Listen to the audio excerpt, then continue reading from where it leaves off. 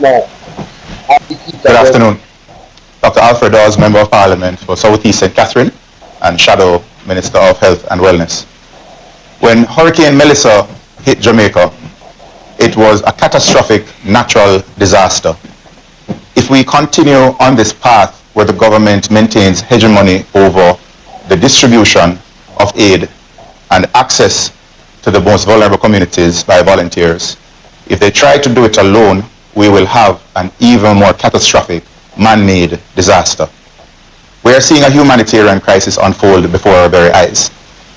Ground Zero was in eastern Westmoreland, a parish that I'm very familiar with, and the devastation that is seen there and in St. Elizabeth and in other parts of Westmoreland, St. James, Hanover, and St. Elizabeth overall, it is mind-boggling. No pictures or videos can do justice for what you see when you're driving miles and miles. The smells of rotting carcasses, the flooded roads. Healthcare has been teetering on the border of collapse because of the situation at Cornwall Regional Hospital and the overcrowding in the feeder hospitals. What we are seeing now is an exacerbation of that situation, where Lucy Hospital, Noel Holmes Hospital, is pretty much non-functional. Up to over the weekend, there was no way of contacting hospitals for referrals. They would just get critical patients as fast as possible loaded into an ambulance and send them off with a hope and a prayer and what limited staff they can afford to send on that journey. The Black River Hospital has been devastated, and Southern Hospital, they have major infrastructural challenges, but even more so, the staff, they are also homeless, they are also living out of cars, many of them are hungry, and many persons cannot provide health care because they do not have the resources. We appreciate that the government has now opened the NHS stores and has started to send out supplies. But we must not be fooled into thinking that a field hospital being set up means that it is an appropriate response to a catastrophe of this nature. A hospital is secondary care. There is no primary care in any of the affected parishes at the moment. This means that the clinics are closed. It means that diabetics, hypertensives, persons with heart disease, kidney disease, those who have a diabetic foot ulcer, they are not being treated. And it means that they are going to have exacerbations and complications of their diseases. And already we are seeing where those who have access to the hospitals have been flooding the hospitals. We will see in the ensuing weeks an increase in mosquito-borne diseases. Within 6 weeks, we can expect outbreaks of dengue and whatever else is lying around, waiting for these appropriate conditions to manifest. The public health inspectors, they need to be empowered immediately so that they can start their food safety checks. They can inspect for water sources that they are potable, they have not been contaminated. Basic materials such as food, temperature, thermometers must be provided. We must increase vector control activities immediately, and this is not just fogging, but source control. Otherwise, we're going to see a massive outbreak of dengue. The gastroenteritis from the consumption of spoiled foods, already we hear reports of persons eating rotted or rotting carcasses, and the unavailability of potable water will lead to... Yo, what?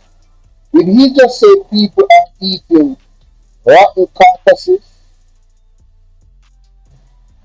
No, what's up, man? Veronica, how you doing? No, I have to put, what? Did he just say that? Let me slow that down. Hold up. No, sir.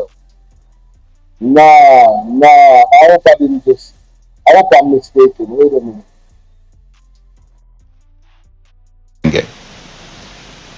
The gastroenteritis from the consumption of spoiled foods, already we hear reports of persons eating rotted or rotting carcasses, and the Rotting carcasses, as in what kind of carcass? Animal carcass? Whoa.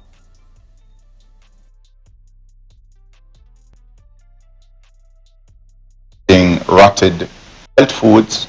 Already we hear reports of persons eating rotted or rotting carcasses, and the unavailability of potable water will lead to diarrhea, dehydration, and in the most vulnerable, the elderly, the children, and the pregnant mothers, it may mean death.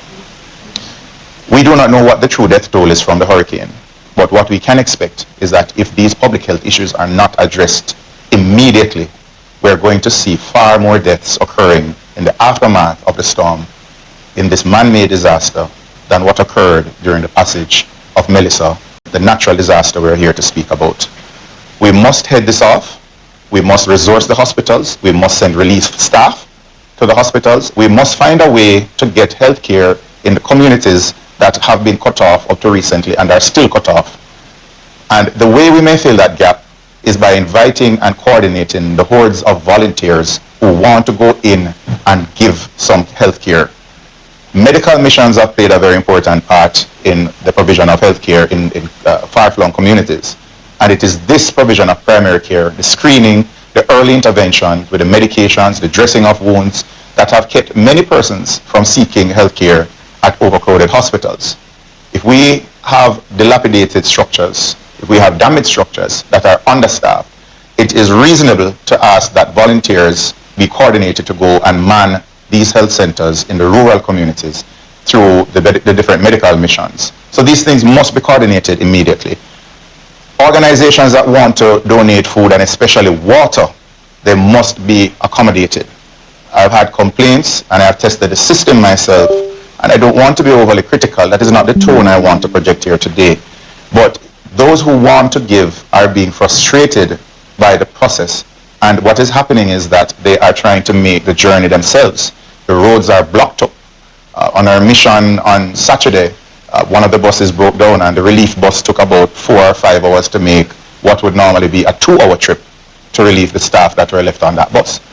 The roads have been congested, and it is frustrating persons who want to donate, but we must set up a proper distribution network so that those who are impacted the most, irrespective of their antecedents, they get the resources that they need.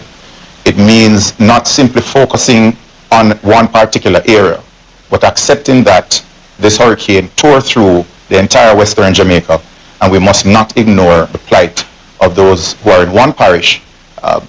If the information that came to us through the media came late and our attentions were already fixed on a particular area that was brought to the forefront of our consciousness. So in conclusion, my appeal is that we find a way to facilitate the donors of foodstuff, sundries, health supplies, and importantly, find a way to channel those who want to give service in the medical field so that we can organize relief missions to go to the communities that Nikisha spoke about, that Julika spoke about, and others are bringing to the forefront of the nation's consciousness. We have to get medical missions into those communities, and we have to, they're coming with their resources, but there needs to be a greater collaboration between those entities and the government and the state agencies, as well as the opposition, because we have made ourselves available to work alongside the government. So again, we do not want to convert a natural disaster into a man-made disaster because of partisanship, but we should focus more on partnership. Thank you. I don't see how this is a tone of a negative one. The PNP is calling clearly for partnership, and as a doctor, a medical doctor, official doctor, he knows exactly what he's talking about in terms of the potential of disease breakout that could occur. People need to be evacuated. It's all hands on deck, so why not unite? But one of the most important parts is what Miss Nikita Birchall has to say, because she's going to deal with how they can move forward. What is done. Let's see how they can move forward. Let's see what they're saying. Good afternoon, ladies and gentlemen. After a disaster like Hurricane Melissa, the most powerful tool we have is unity. When we are united in purpose, government and opposition, national and local leaders, NGOs, community groups, and private citizens, recovery happens faster. resources are used better, and help reaches everyone who needs it. Disasters do not discriminate by constituency, status, or color, and so our response must also rise above any division. This is a time for collective responsibility. We all have a role to play. Government agencies, first responders, the private sector, faith-based organizations, non-governmental organizations, and our community leaders all have a part in building back stronger. When we bring our strengths together, we save lives, reduce harm, and make every recovery effort stronger and fairer. But unity must be matched with preparedness. We have to learn from what went wrong. Our shelters must be ready and suitable to receive people before the storm, with basic supplies, pre-positioned, and shelter managers available, trained, and ready to serve. In some instances across Jamaica, the list of shelter managers included persons who were deceased, had migrated, or were simply unwilling to serve. These are gaps we must correct.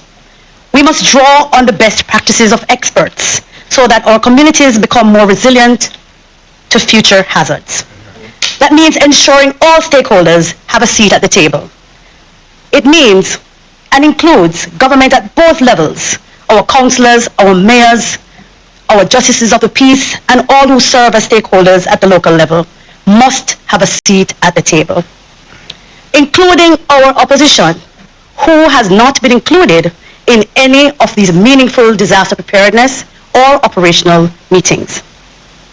It is important at this time that all the logistics, all the utility companies, the private sector, the insurers, the small businesses, the donors, and international agencies, that there must be a coordinated effort to make our recovery stronger.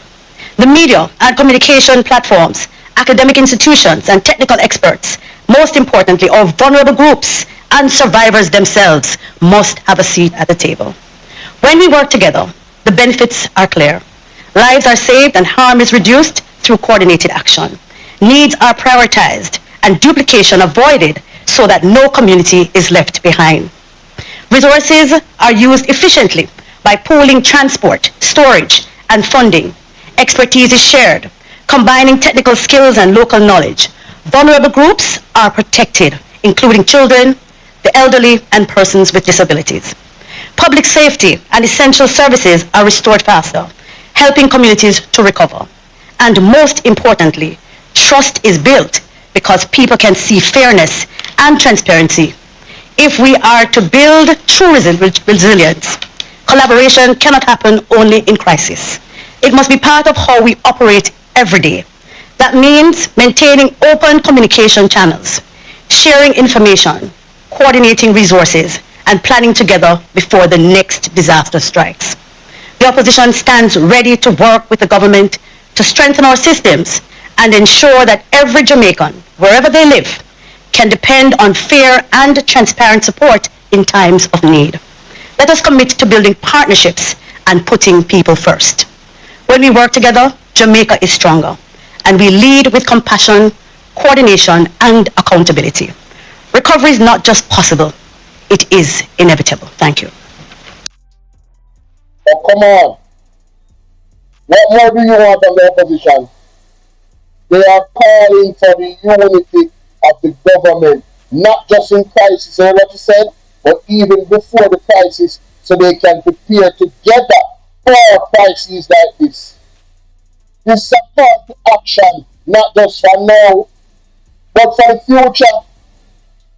But the JLP is steadfast in keeping Jamaica separated and divided. And this is why they didn't want the PNP to ask the questions that they asked in concern, where the Speaker of the House locked them out. Can you imagine? None of the planning, the PNP was included in it. None of the discussion, none of the committees, the PNP was included in it. So we want it on record enough. I want everybody to see that JLP doesn't want unity. They don't. They are the ones that don't want unity. Okay? Let us be very, very clear about that. Mark Golding has been humbled. His team has been humbled. This was a cry. This was not a press conference to criticize it. They were crying for their people of Jamaica that are suffering.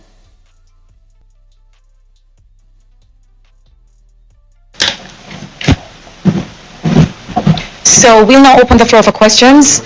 If you have questions, please state the name of your media house. If you're online, you can indicate by using the raised hand icon. If you're in the room, please indicate. We'll get a microphone to you and we'll take your question.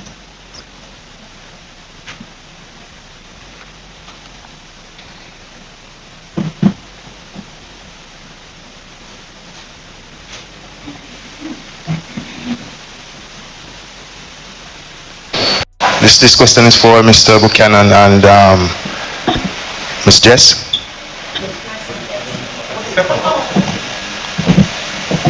All right, so I heard you speak about the relief supplies not being enough. Do you think that there is an act of sabotage at play there, any at all, in both constituencies or anywhere else, as a matter of fact? All right, so I'll answer. Sorry, I'm Jason Cross from the Jamaica Observer. Thank you, Jason. I'll speak from Portland Eastern. I don't buy into conspiracy theories. If and I have no facts that there's an act or acts of sabotage. I would say if that were the case, that would be very idiotic. But we're living a real experience, and at this time, even before the hurricane, there were persons that were suffering from food insecurity. That is the Jamaican reality. I'm just simply here to say, listen, tomorrow we are go hungry. Let me put it that way. And next week we are go hungrier.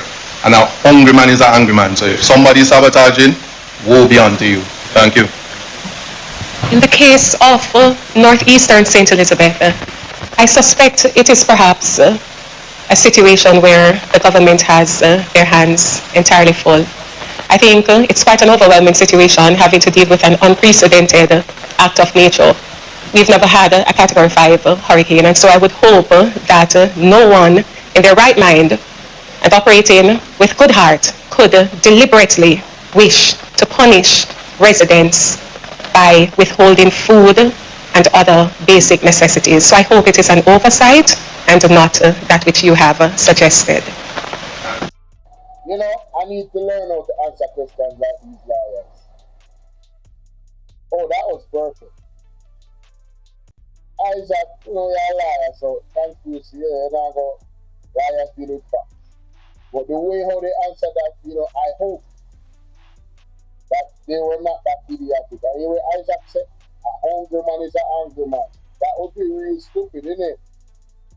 Unless, see, I'm the one that goes beyond those things I'm thinking of. Unless the intention is, but we're going to leave it right there. Let's continue.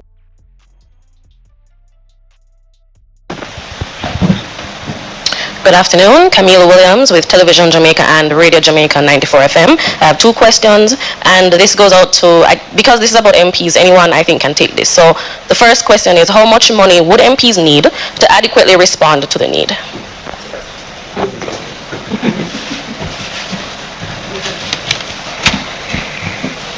And this is each. How much would each MP? I understand what you mean. I hesitate to attempt to answer that with a specific number. The scale of the damage is unprecedented. It's not yet quantified. And it differs from constituency to constituency. So it doesn't permit of one answer per constituency. There is, however, a threshold that I think MPs could handle adequately and which could make a huge difference because of their connections on the ground. I think it's important for Jamaica to understand that members of parliament on both sides, councillors on both sides, have networks into communities in every nook and cranny of the country. There are very large national organizations that are not centralized in the capital like government is. They are diffused and they're across the island. And the information can flow. Once there's connectivity, the information as to where the needs are flows very quickly and easily, right through up to me, if necessary, as leader, or the Prime Minister, I'm sure. So empowering members of parliament, as long as there are accountability measures in place to ensure that the money or the goods are accounted for adequately and properly, using that structure and the councillors is a very effective way of getting to people in need. We will partner with local organizations who we have relationships with on a day-to-day basis, churches in communities and other organizations on the ground to cover the ground where needed. Now, in terms of the amount of money, what has been proposed, we got 1.5 million allocated on the Saturday before the Melissa hit. I had reached out to the Prime Minister that morning about it. We had a meeting at OPM about it, we discussed it, and he said he was authorizing $1.5 million as a kind of pre-Melissa effort to prepare us to have something. And that was useful, and we did our best to prepare ourselves with that. Tarpaulins, water, foodstuffs. But of course, the scale of this is so much greater than any of us anticipated, really, because we haven't experienced it before. That really needs to be replenished. I've been in dialogue with him. I believe he's going to announce another 1.5. I think Cabinet was supposed to, for relief purposes, and they're looking at a $3 million for issues to do with cleaning up and the like. I've said to him that the bureaucracy, the administrative requirements as to how you spend that $3 million, and please, public, bear in mind, we don't get this in cash. These are allocations that allow us to trust, as it were, the services, the food stuff from suppliers, and then we send invoices to a state agency who pay them directly. We don't handle any cash. Now, $3 million, when you're faced with thousands of people who are homeless, is not an answer to that question. And I'm not sure that for the major, well, I should put it this way, for the major response to the housing and shelter needs of the people, and even the food and water needs, the MPs cannot be the sole solution. We don't have the capacity to be with housing needs on that scale. That needs a national reconstruction program with a proper governance structure attached to it and well-resourced. But certainly, if you were to give MPs even $50 million each, that would be something, we would be able to make that money count for the people and the people who need it. I'm just throwing that out as a number, but it's many, many multiples of the figures that are being discussed now. And one has to bear in mind the resource capacity of the country as well. And the government is in the best position to assess what that is. So, we're getting, hopefully, the CRIF payments which have been committed, and we're expecting that the CAP bonds will also make a payment. The government hasn't yet confirmed that, though the media has been suggesting that it's a done deal. I hope it is, but we're waiting on the confirmation. And there are other funds that were in the budget and so on for national disasters. But bear in mind at the same time that there's been a calamitous hit to the economy. So going forward, we're going to see a contraction of the economy. We're going to see a contraction of government revenues. We're going to see a contraction of foreign exchange flows, potentially. On a net basis, with those flows coming in from insurance and so on, it's difficult to know where we stand. But I'm just saying the government has to assess that situation. But this is an unprecedented disaster. And I would be modification of the measurement of GDP. We were supposed to get to the target of 60% of GDP this year, even though the law says we don't need to get there until March 2028. So we're going to get there 2 years early. So there is some fiscal space in this. All right, so this is just one case. However, I would figure perhaps this might be a situation elsewhere. My question is, have you been seeing the issue of political partisanship affecting the distribution of relief? And I say this based on the conversation I had with a resident who said that a care package truck came to the community twice. Is going on. And that's what The devil is a liar. I'm so sorry.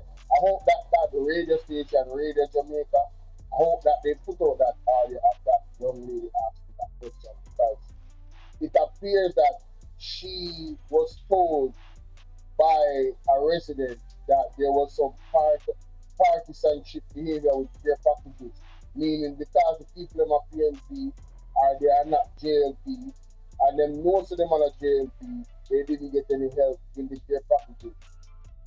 No, I'm saying this publicly, and I'm praying if that happens, I pray that any councillor, any leader of the Jamaica Labour Party that has knowledge of that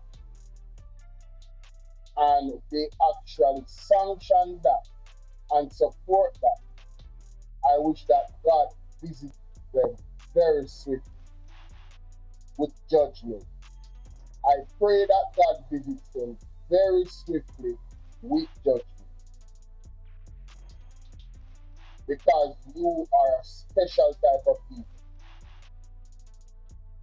Very, very special. You think I could have money and be a part of anything and go into community and say, yo, a labor right community, this will not give them nothing. You mad? Who will do that? You know this a starter? No. Who will do that, brother? They design that thing with them. The problem I will be in your face say, oh, the vote the wrong way September 30th, you know. But see some water and see some food and see some something here. Yeah, but me have your food to drink, have your food to eat, and have your food, and have your water to drink. And then we can put shelter over your head, you're gonna do it too. We can put clothes for your back, you're gonna do it. So anybody will do that. Bring either food or omitted to give persons because they were PFP. Yeah, man, I wish God, I pray that God visits you with judgment. Whatever God decides the judgment to be, I pray that it happens. They are a special type of evil. No joke about it. Why it's so important that the structure, the command structure to manage the distribution of relief is not an ad hoc thing where, a minister get a phone call and respond here, and then somebody else tugging shirt and then respond there. It needs a structure. It needs clear lines of communication. Right now, I got a report yesterday that 8 people were dead in a community in St. Elizabeth, and they were planning to do a mass burial because they're cut off. I can give you the name of the community. It's in my phone. I have reported it, which is not practical because he can't handle every single report. There is no proper command structure in place. They put in the same old system that has applied. No, I'm gonna stop it there. I'm not gonna go any further into the question, but that one stood out to me. 8 persons, ladies and gentlemen. 8 persons that are dead in a community. And they are looking now to bury the people themselves. Donna, how you doing, Donna? Yeah, they're looking to bury the people themselves. That's where we're at. 8 persons. Wow. Wow. And I think they'll have to start doing that in some of these communities, because if bodies stay in waters and water supply get contaminated and the people, listen, it's just like what Mr. Dr. Dawes is worrying about. And the extent of damage is so much that the PMP is saying, no, listen, you cannot do it on your own. You actually need our help. We are here to help. Allow us to help. Allow us to help. And they are begging the Jamaica Labour Party government to allow them to help. But history will show what they will do. And we're going to be here to witness it. And oh my, I hope they make the right decision for the benefit of the people, lives being saved. Let me know what you guys think. Get this video to 5,000 likes and 1,000 shares. Alright? See you on the next one.